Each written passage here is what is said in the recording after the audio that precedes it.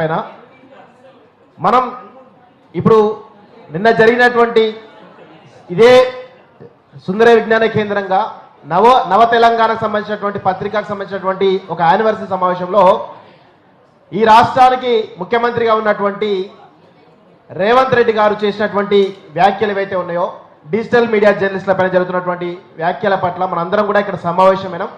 దాని గురించి మాట్లాడుతున్నాం కాబట్టి దయచేసి అందరూ కూడా ఒక రెండు విషయాలు నేను చెప్తున్నాను. దయచేసి దీన్ని కొంచెం మనము మన డిజిటల్ మీడియా ద్వారా ప్రజలకు తెలిసే ప్రయత్నం చేయాలి. ముఖ్యంగా ఎవరైతే జర్నలిస్టులు అని చెప్పుకున్నటువంటి పత్రిక అదేవిధంగా శాటిలైట్ మీడియా వాళ్ళు మేమే అసలైన జర్నలిస్టులు చెప్పుకుంటారో వాళ్ళకి తెలవాలి. ఎందుకంటే నిన్న సీఎం రేవంత్ రెడ్డి మాట్లాడినటువంటి చెంప బలగొడతా అన్నటువంటి మాటలు ఏవైతే ఉన్నాయో అవి డిజిటల్ మీడియా జర్నలిస్టులం కాదు, అసలైనటువంటి పత్రిక అదేవిధంగా శాటిలైట్ మీడియా వాళ్ళని. ఎందుకు అంటే ఈరోజు ఎక్కడైనా కానీ ఈవెన్ బీఆర్ఎస్ భవన్ కావచ్చు, లేకపోతే కాంగ్రెస్ భవన్ కావచ్చు, బీజేపీ భవన్ కావచ్చు, లేకపోతే సీఎం సంబంధించిన ప్రెస్ మీట్లో కావచ్చు, అక్కడికి పోయేదంతా కూడా అక్కడ వాళ్ళ ప్రెస్ మీట్లలో పెడుతున్నప్పుడు ముందు కూర్చునేదంతా కూడా పత్రికలకు సంబంధించిన అదేవిధంగా శాటిలైట్ మీడియాకు సంబంధించినటువంటి జర్నలిస్టులనే కూర్చుంటారు. డిజిటల్ మీడియా జర్నలిస్టులు ఎవరో కూర్చోరు. చెంప బలగొడతా అన్నది ఎవరిని? మనల్ని కాదు, వాళ్ళని.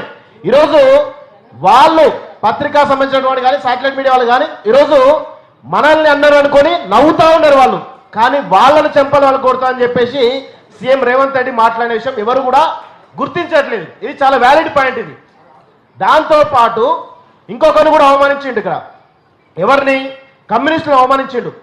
ఏమన్నాడు? కమ్యూనిస్టులు పోరాడాలి, మేము అధికారంలోకి వస్తామని చెప్పేసి డైరెక్ట్గా చెప్పిండు. అంటే కమ్యూనిస్టులు అధికారానికి పనికిరారు అనే విధంగా వాళ్ళు అవమానించారు. అక్కడ కమ్యూనిస్టు నాయకులు ఉన్నారు, చాలా మంది జర్నలిస్టులు కూడా ఉన్నారు. వీళ్ళెవరు కూడా మమ్మల్ని అవమానించారని చెప్పేసి ఫీల్ కాకుండా నవ్వుతా ఉన్నారు. ఇదంతా కూడా ఎంత దుర్మార్గం ఇది!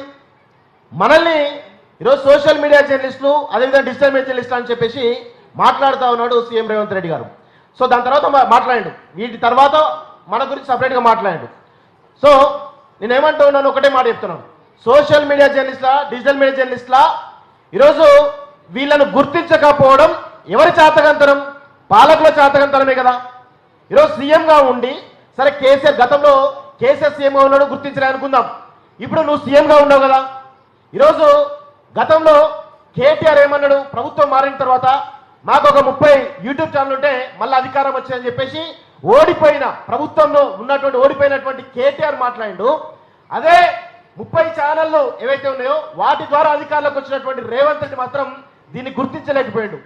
అంటే ఎంత దుర్మార్గం ఆలోచించండి. అంటే పాలకులు వాళ్ళ యొక్క ఫ్యూడల్ మెంటాలిటీ, వాళ్ళ యొక్క బూర్జువా మెంటాలిటీ ఏ విధంగా ఉంటుందో మనందరం కూడా గమనించాల్సిన అవసరం అయితే ఉంది. ఇంకొక ముఖ్య విషయం నేను చెప్పాలి మిత్రులారా. మనం సోషల్ మీడియాగా మనం మాట్లాడుతున్నాం కదా, డిజిటల్ మీడియాగా మాట్లాడుతున్నాం కదా.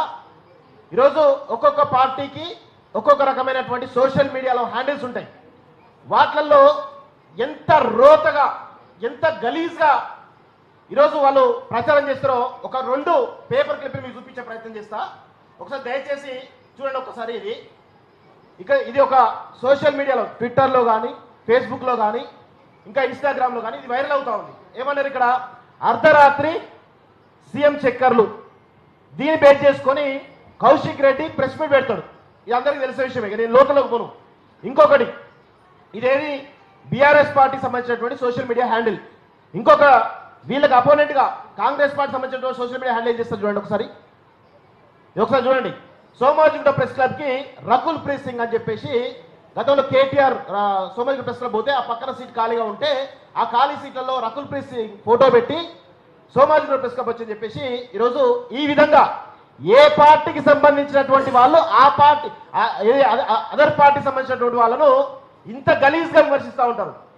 ఇలాంటి విమర్శలు ఏవైతే ఉన్నాయో ఇక్కడ ఉన్నటువంటి ఏ ఒక్క జర్నలిస్ట్ కానీ ఏ ఒక్క డిజిటల్ మీడియాకు సంబంధించినటువంటి వాళ్ళు కానీ ఇట్లాంటి నీచమైనటువంటి రాతలు రాయలేదు. ఇది రాసిందంతా కూడా పొలిటికల్ పార్టీలకు సంబంధించినటువంటి వాళ్ళ హ్యాండిల్స్ సంబంధించినటువంటి అఫీషియల్ హ్యాండిల్స్ లో ఇవన్నీ కూడా చెక్కలు కొడుతూ ఉంటాయి. ఇంత దరిద్రమైనటువంటి ఇంత నీచమైన రాతలు ఇక్కడ ఉన్నటువంటి ఎవరు కూడా రాయలేదు. ఇక్కడ ఉన్నటువంటి ఎవరు ఏం రాశారు? ప్రజలకు సంబంధించినటువంటి సమస్యలు ఏవైతే ఉన్నాయో ఎక్కడ హైడ్రా పేదవాళ్ళ ఇల్లు గులుస్తుందో అక్కడ పోయి నిలబడ్డారు. ఎక్కడ నిరుద్యోగులు తమకు అన్యాయం జరుగుతుందనుకుంటారో అక్కడ నిలబడ్డారు. ఎక్కడ నిర్వాసితులు భూములు కోల్పోతారో అక్కడ నిలబడ్డారు. ఎక్కడ సమస్య ఉంటే అక్కడ ఈ యొక్క డిజిటల్ మీడియా జర్నలిస్టులు నిలబడ్డారు. ఇది డిజిటల్ మీడియా జర్నలిస్టుల యొక్క నిబద్ధత. గతంలో 2023 డిసెంబర్ ఎన్నికల్లో బీఆర్ఎస్ పార్టీ అధికారం కోల్పోవడానికి ఒక ప్రధానమైన రీజన్ ఉంది. అన్ని చాలా రీజన్స్ ఉన్నాయి, దానిలో ఒక ప్రధానమైన రీజన్ ఉంది.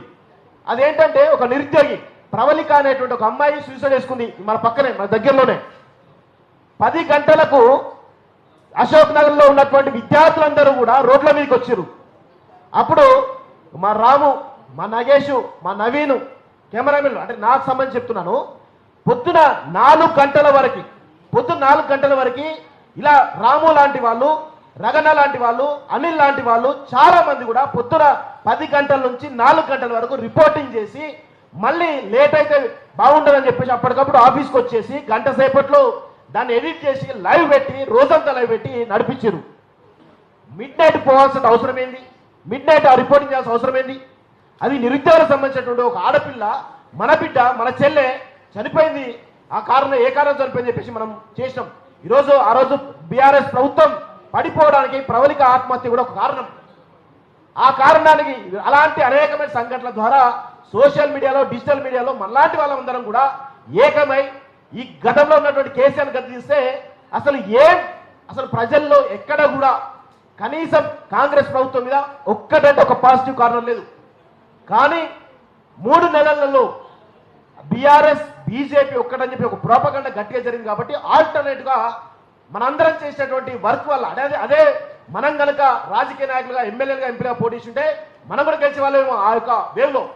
కానీ మనం ఏం చేసినాం? తెలంగాణ బాగు కోసం కేసీఆర్ను గద్దించాలని చెప్పేసి మనం పోరాడితే గద్దెనెక్కింది రేవంత్ రెడ్డి. కానీ ఈరోజు రేవంత్ రెడ్డి గారు ఏ విధంగా డిజిటల్ మీడియా సంబంధించిన వాళ్ళను గురించి మాట్లాడుతున్నారో మనందరం కూడా అర్థం చేసుకోవాలి. ఈ విధమైనటువంటి వ్యాఖ్యలను ఖచ్చితంగా మనందరం కూడా ముక్త కంఠంతో ఖండించాల్సిన అవసరం అయితే ఉంది. ఇదే విధంగా మెయిన్ స్ట్రీమ్ మీడియా అని చెప్పుకున్నటువంటి మీ అందరూ ఎవరైతే ఉన్నారో, పత్రికా, ఎలక్ట్రానిక్ మీడియా ఎవరైతే ఉన్నారో, మీరందరూ కూడా మాతో పాటే కలిసి రావాలి. ఎందుకంటే రాబోయే రోజుల్లో డిజిటల్ మీడియాదే అసలైనటువంటి మీడియాగా ఈరోజు అదొక రూపాంతరం జరగబోతుంది. కాబట్టి మీరు కూడా మా లైన్లోకి వస్తారు, అది గుర్తుపెట్టుకోవాలని చెప్పేసి కూడా కోరుకుంటూ, ఈరోజు ప్రింట్ మీడియా కానీ, ఎలక్ట్రానిక్ మీడియా కానీ పెట్టుబడిదారి వర్గాలకు పుట్టినటువంటి విషపత్రికలు. అవి ఖచ్చితంగా అధికార పార్టీలకు కొమ్ముగొస్తాయి. కానీ అవన్నీ కూడా ఆధిపత్య అగ్రవర్ణాలకు సంబంధించినటువంటి వాళ్ళే. కానీ డిజిటల్ మీడియాలో ఉన్నటువంటి ఈ ఛానల్ అన్ని కూడా బడుగు బలహీన వర్గాలకు, అణగారిన వర్గాలకు సంబంధించినటువంటి పత్రికలు, ఈ మీడియా అనే విషయాన్ని మనందరం కూడా గుర్తుపెట్టుకోవాలి. సో రాబోయే రోజుల్లో మన మీడియానే ఈరోజు ఆధిపత్యం చెలాయించబోతుంది. పెట్టుబడి వర్గాలు కానీ, అగ్రవర్ణాలకు సంబంధించిన ఆధిపత్య వర్గాలు కానీ వీళ్ళనెవరిని కూడా ప్రజలు నమ్మే పరిస్థితులు లేరు. కాబట్టి దయచేసి మనందరూ కూడా ఇదే యూనిటీ తోటి ఎవరైతే పాలకులు మనపైన చేస్తున్నటువంటి ఇలాంటి వ్యాఖ్యలను మనందరం కూడా ముక్త కంఠంతో ఐక్యంగా ఖండించాల్సిన అవసరం అయితే ఉంది. చివరగా ఒక విషయం చెప్పాలి. ఎందుకంటే మనం ఏ విధంగా ప్రభావితం చేస్తాం ప్రజల్ని, ప్రభుత్వాలు ఏ విధంగా ప్రభావితం చేస్తాం, 2 సంఘాలు నేను చెప్తా. ఇంతకుముందు రగన చెప్పిండు, వర్టెక్స్ మీద ఒక స్టోరీ చేస్తే 25 ఎకరాలు వెనక్కి తీసుకొని చెప్పేసి అన్నారు.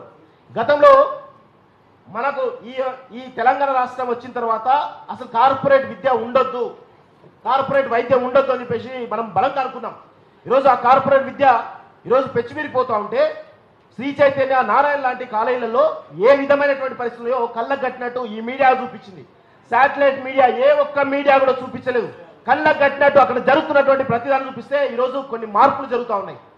అదేవిధంగా మనం కార్పొరేట్ వైద్యం అనేటువంటి మాఫియా పైన కూడా మనం ఇదే విధమైనటువంటి స్ఫూర్తితో మనం ముందుకు సాగాల్సిన అవసరం అయితే ఉంటుంది. ఖచ్చితంగా మనం ప్రజా సమస్యలపై పోరాడుతూనే ఉండాలి, కొంచెం కరుకుగానే ఉండాలి. కానీ మనం చేసేటువంటి వ్యాఖ్యలు ఖచ్చితంగా ప్రభుత్వానికి కనువిప్పు కలిగేలా ఉండాలి తప్ప మనం ఇక్కడ లైన్ దాటినట్టు ఉండొద్దు అని చెప్పేసి కూడా మరొకసారి తెలియజేస్తూ, దయచేసి మనందరూ కూడా ఐక్యంగా ముందుకు పోవాల్సిన అవసరం ఉంది. దయచేసి అందరూ కూడా మనందరం ఒకటే లైన్ తోటి, ఒకటే యూనియన్ గా ఉండి మనందరం ముందు పోవాల్సిన అవసరం ఉందని చెప్పేసి కోరుకుంటూ, నాకు ఈ అవకాశం మీ అందరూ కూడా ధన్యవాదాలు తెలుస్తూ, జై తెలంగాణ. జై తెలంగాణ. చెప్పండి.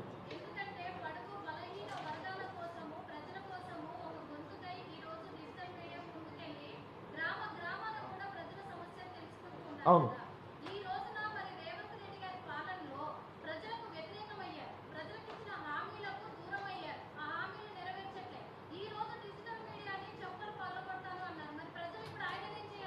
ఖచ్చితంగా చెప్పులు వలగొట్టాల్సింది కదా, ఖచ్చితంగా చేయాల్సింది కదా.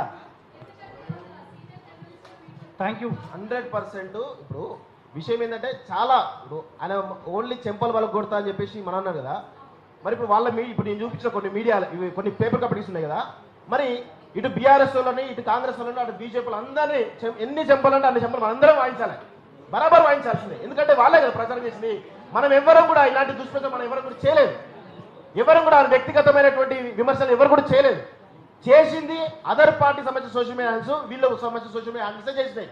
వీళ్ళు ఎవరు కూడా చేయలేదు, కొన్ని వాళ్ళు ఎవరు కూడా అంత దిగజారి ఎవరు కూడా జర్నలిజం చేయలేదు. కాబట్టి వాళ్ళందరినీ కూడా మనం చెంపలు పట్టి పలగొట్టాలి. Thank you very much. Thank you అన్న. సో ఇప్పుడు ముఖేష్ చామల అడ్వకేట్ అన్న మాట్లాడతారు.